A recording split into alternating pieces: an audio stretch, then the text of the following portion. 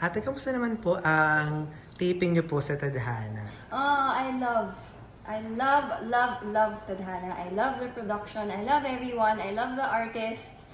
I always feel comfortable and talaga may freedom kami to do what we want in acting the best. And they deliver stories. Makikita niyo naman pag pinapanood yung ang Tadhana, talagang mapapa-watch kayo. So, kung pwede lang mag-taping with them, di ba, every week, why not? So yes, it's one of my favorite productions ever here in GMA. Okay. Ate, so yung isa sa mga stories nito, isa sa mga lessons nito is yung love for your daughter. Yes. And we see online and we see with you na you really love your daughter. So, ano yung mensahe mo sa daughter mo? Grabe naman. Alam mo, pag anak talaga yung pinag-uusapan.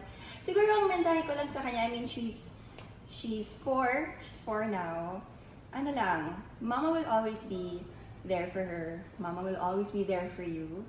And I will always hold your hand hanggang paglaki mo. I will never let go. But if you wanna do your own thing also, and pag sinabi mo sa akin na, Ma, kaya ko na ito mag-isa, ibibigay ko sa'yo yun. Kahit masakit, kasi alam ko pinalaki kita ng tama at kaya mong gawin lahat mag-isa din. Grabe, nag-iyakan. So, hindi kasi kanina, kunyari yung sa mga ka-eksena mo, di ba? Yung mga, kunyari naano yung damit, inaayos mo talaga. So, very ano ka po talaga sa kids.